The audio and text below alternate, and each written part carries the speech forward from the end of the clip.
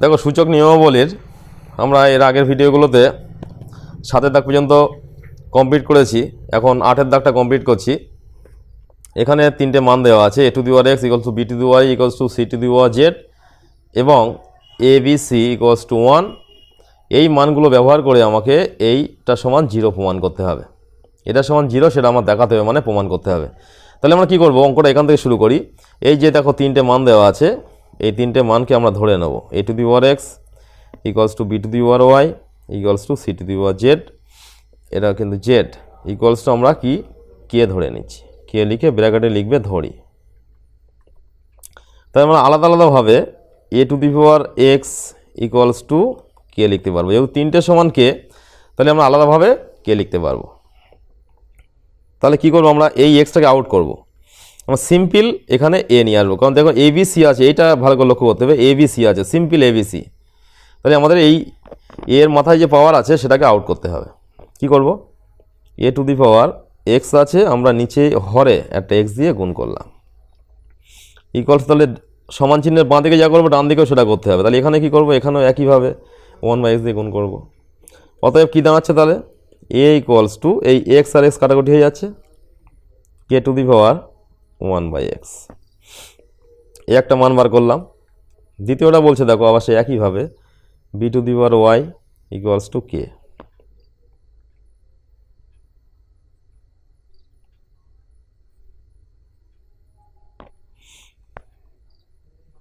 B equals to 1 এই K to the power 1/y।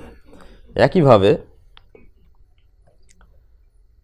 C to the power Z equals to কে।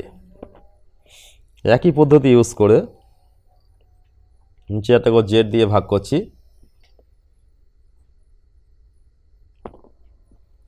অতএব C equals to এই Z Z কাটাকুটি হয়ে যাচ্ছে,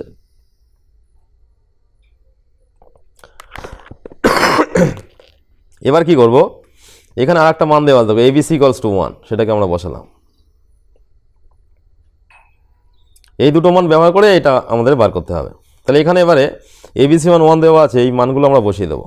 A B এবং C এর মান কি আছে,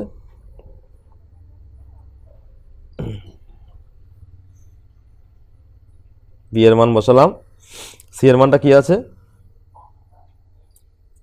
কে টু দি পাওয়ার 1/z। বা দিয়ে কমা দেব। তাহলে যেহেতু বেসটা একই আছে, তাহলে পাওয়ারগুলো যোগ করতে হবে।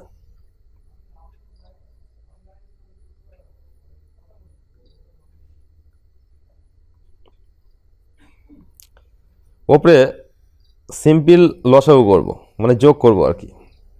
এক্স ওয়াই জেড লসাগু হলো। নিয়ম কি, এই তিনটাকে এটা দিয়ে ভাগ করতে হবে। করলে এক্সকে দেওয়া থাকছে Y Z, Y Z Y দিয়ে ভাগ করলে থাকছে এক্স জেড,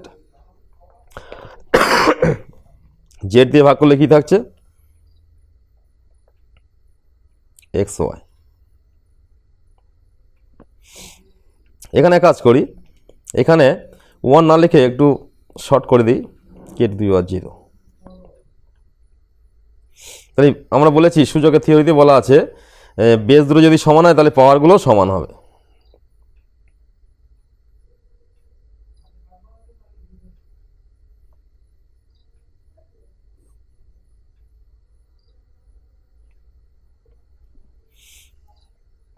এখানে করছি, দেখো কোনাকুনি গুণ করলে এটা সমান 0 হয়ে যাচ্ছে। Y Z plus X Z plus X Y equals to 0। দেখো প্রমাণের দিকে লক্ষ্য করো, সেটাই আছে। একটু আমরা তার সাজিয়ে লিখব।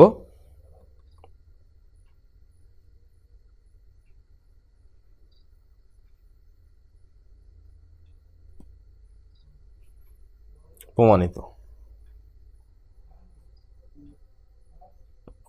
তাহলে আমরা কি করলাম, মান বার করলাম, এখানে করে অঙ্কটা প্রমাণ করলাম।